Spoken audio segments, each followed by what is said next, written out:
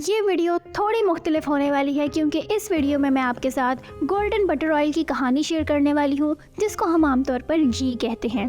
किस तरह पहले ये बरसगीर में खाने के अलावा भी अहमियत रखता था और किस तरह मगरबी ममालिक में होने वाली नेगेटिव मार्केटिंग ने इसको हमारे लिए गैर सेहत बख्श बना दिया है। लेकिन अब मगरब में यही घी क्लैरिफाइड बटर के नाम से सुपर मार्केट्स की शेल्फ पर एक ख़ास मुकाम रखता है। आज हम इसी घी के बहुत ही हैरानकुन फ़वाइद के बारे में जानेंगे और किस तरह से इसको अपने खानों में शामिल करने से ये आपकी फ़िटनेस को अगले लेवल तक लेकर जाता है। तो आज की इस वीडियो में मैं आपको घी के बारे में तमाम ज़रूरी मालूमात फराहम करूँगी। जी तो नाजरीन, जैसा कि आप जानते हैं कि हम सदियों से घी खा रहे हैं। जब मक्खन को उबाला जाता है तो सुनहरी यानी गोल्डन रंग का एक लिक्विड पीछे रह जाता है जिसको हम घी कहते हैं। घी के अंदर बेशुमार ग़िज़ाइयत और बहुत सारी बीमारियों का इलाज मौजूद है। इसके अलावा इसको अंदरूनी और बैरूनी तौर पर भी इस्तेमाल किया जाता है। इस बात से कोई फ़र्क नहीं पड़ता कि आप बरसगीर के कौन से इलाके से ताल्लुक़ रखते हैं, क्योंकि घी हर इलाके में पकाए जाने वाले मुख्तलिफ खानों में इस्तेमाल किया जाता है। 1970 से 1980 में बैरूनी रिफाइंड ऑयल कंपनियों ने अपने हार्ट हेल्दी तेल बेचने के लिए घी का नज़रिया लोगों के सामने बदल दिया और इसको मोटापे की वजह और दिल की सेहत के लिए नुकसानदेह करार दे दिया। इन हिकमत अमलियों से जुड़कर हमने अपने घरेलू खाने पकाने में घी के बजाय दूसरे तेलों का इस्तेमाल शुरू कर दिया। हमारे यहाँ ज़्यादातर डॉक्टर्स भी घी के इस्तेमाल से मना करते हैं और हमारे माहिर ग़िज़ाइयत यानी न्यूट्रिशनिस्ट भी हमारी खुराक में घी के इस्तेमाल से मना करते हैं। लेकिन बेशुमार स्टडीज़ से ये बात साबित हुई है कि तमाम दूसरे ऑयल्स बेरंग और बदमज़ा है, ना ही इनकी कोई खुशबू है और ना ही इनमें ग़िज़ाइयत पाई जाती है। ये तमाम तेल मुख्तलिफ केमिकल से तैयार किए जाने वाले लिक्विड्स हैं। बहुत ज़्यादा रिफाइनिंग की वजह से तैयार किए जाने की बुनियाद पर इनका इस्तेमाल हमारी सेहत पर मनफी असरात मुरतब करता है। मुल्क में दिन ब दिन बढ़ने वाले हार्ट अटैक्स की सबसे बड़ी वजह इन्हीं रिफाइंड ऑयल्स का इस्तेमाल है। खैर, सच को ज़्यादा देर तक छुपाया नहीं जा सकता और मौजूदा की गई घी पर तमाम रिसर्च से ये बात साबित होती है कि घी हमारी सेहत के लिए सबसे ज़्यादा ज़रूरी है। क्या आप जानते हैं कि घी का सबसे ज़्यादा रुझान आजकल यूएस में है? जिस तरह से आपको पाकिस्तान की सुपरमार्केट्स की शेल्फ पर ऑलिव ऑयल्स दिखाई देते हैं, बिल्कुल उसी तरह मगरबी ममालिक में घी को प्रीमियम कुकिंग ऑयल के तौर पर फ़रोख्त किया जाता है। कौन सी चीज़ घी को सबसे ज़्यादा ख़ास बनाती है?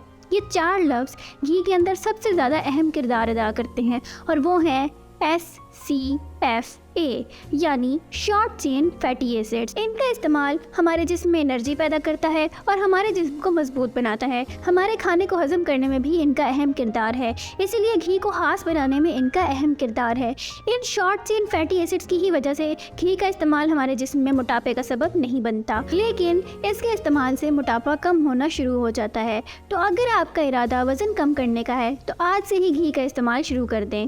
घी का स्मोक पॉइंट सबसे हाई होता है, जो कि 250 डिग्री सेल्सियस से ज़्यादा होता है और इसकी वजह ये है कि इसके अंदर पानी नहीं होता। जब मक्खन को पिघलाया जाता है तो वो पानी बुखारात बनकर निकल जाता है, इसीलिए घी का स्मोक पॉइंट मक्खन से ज़्यादा होता है। अब आप जानना चाह रहे होंगे कि आखिर ये स्मोक पॉइंट है क्या? स्मोक पॉइंट तेल का वो दर्जा हरारत है जिसमें फैटी एसिड के बॉन्ड्स टूट जाते हैं और घी इस्तेमाल के लिए गैर मौजू हो जाता है। इसकी इसी खासियत की वजह से घी को तमाम किस्म के खाने पकाने और डीप फ्राइंग में भी इस्तेमाल किया जाता है। घी खानों के अंदर से ग्लाइसेमिक इंडेक्स को कम करता है, जिसकी वजह से blood sugar level Aahista Aahista कम होना शुरू हो जाता है। ये शुगर के मरीजों के लिए फ़ायदेमंद है और ग़िज़ाई अज्जा को हज़म करने में भी मदद देता है। अगर आप हाजमे के मसले का शिकार हैं तो इसकी सबसे बड़ी वजह यह है कि आपकी खुराक में घी का इस्तेमाल शामिल नहीं है। घी के अंदर ब्यूटेरिक एसिड भी पाया जाता है। अब ये ब्यूटेरिक एसिड क्या है? तो हमारा जिस्म फाइबर्स को ब्यूटेरिक एसिड में तब्दील करता है और चूँकि घी में ऑलरेडी ये ब्यूटेरिक एसिड पाया जाता है, जो कि हमारे जिस्म में इस काम को सरअंजाम देने में मज़ीद आसानी पैदा कर देता है। इसीलिए जो खाने घी में पकते हैं, इनको खाने से हमारे मैदे में भारीपन महसूस नहीं होता। इसके अलावा घी के अंदर जो शॉर्ट चेन फैटी एसिड्स पाए जाते हैं, इसको प्रीबायोटिक जाना जाता है। प्रीबायोटिक लिविंग ऑर्गेनिजम्स होते हैं जो कि गट फ्रेंडली बैक्टीरिया के लिए एक अच्छा माहौल पैदा करते हैं और इनको डाइजेशन के लिए भी हाईली बेनिफिशियल माना जाता है। इसके अलावा घी हमारे जिस्म से कोलेस्ट्रॉल लेवल को कम करने में भी इंतहाई मददगार साबित होता है। इसके अलावा अगर आपको लगता है कि आपकी एनर्जी कम हो रही है या आप अपने मसल्स को बिल्ड करना चाहते हैं या आपको जोड़ों का दर्द है, जल्द का कोई मसला है, हार्मोन्स का इशू है या फर्टिलिटी इशू है, आप चाहते हैं कि आपका दिमाग एक बेहतरीन लेवल पर काम करे, तो आपको अपने खाने में घी का इस्तेमाल आज से ही शुरू कर देना चाहिए। क्या आप जानते हैं कि खालिस घी की कोई एक्सपायरी डेट नहीं होती? जी बिल्कुल, खालिस घी की एक्सपायरी डेट बिल्कुल भी नहीं होती। अगर घी को एयर टाइट कंटेनर में बंद किया जाए और ठंडक वाली जगह पर रखा जाए तो ये कभी ख़राब नहीं होता। घी के बारे में ये कहावत बहुत मशहूर है कि घी जितना पुराना होगा उतना ही वो हमारे लिए ज़्यादा फ़ायदेमंद होगा।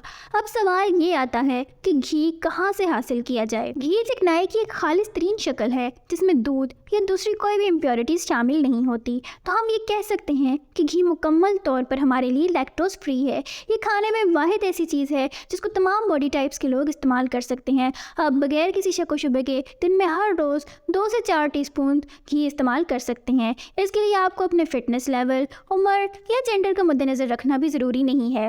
आप लोग अपनी रोटी, सालन, दाल वगैरह के ऊपर भी घी डालकर खा सकते हैं और मुख्तलिफ चीज़ों को तलने के लिए भी इसको इस्तेमाल कर सकते हैं। खानों के ऊपर शामिल करने से ना सिर्फ ये आपके खानों का जायका बढ़ाएगा बल्कि आपका हाजमा भी दुरुस्त करने में मदद देगा।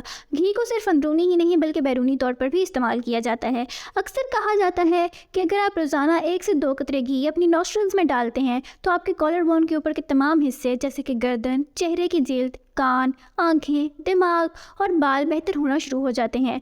रोज़ाना ऐसा करने से आपको खुद महसूस होना शुरू होगा कि आपकी स्किन ग्लो करना शुरू हो चुकी है, आपकी आई साइट बेहतर होगी, आपकी हेयरिंग एबिलिटी बेहतर होना शुरू हो जाएगी और इन सबके साथ साथ आपके बालों की ग्रोथ भी बढ़ेगी। इसके अलावा घी के चंद कतरों से रोज़ाना अपनी नाफ का मसाज करने से आपके जोड़ों में मजबूती आएगी, आपकी कुव्वत मुताफ़ियत बेहतर होगी और साथ ही साथ आपका हाजमा भी बेहतर होगा। और सबसे बढ़कर ये कि आपकी स्किन से एक्नेस को दूर करने में भी ये मददगार साबित होगा। तो हम ये कह सकते हैं कि घी वाकई में एक सुपर फूड है। लेकिन दूसरी ही तरफ घी का मनफी इस्तेमाल आपको नुकसान भी पहुँचा सकता है। घी में बनी गई स्वीट्स का रोज़ाना इस्तेमाल आपके मोटापे को बढ़ाने का सबब बन सकता है। इसके अलावा घी को कभी भी दही में मिलाकर इस्तेमाल ना करें या किसी भी ऐसी चीज़ में घी को ना इस्तेमाल करें जिसमें दही शामिल हो, क्योंकि इसका इस्तेमाल मनफी असरात पैदा करेगा।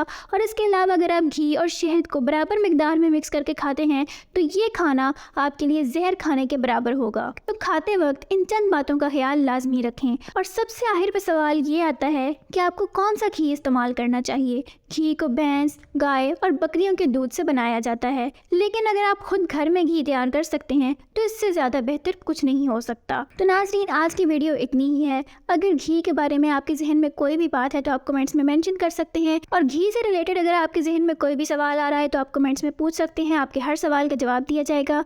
तो इंशाल्लाह अब आपसे नेक्स्ट वीडियो में मुलाकात होगी। तो तब तक के लिए अल्लाह हाफिज़।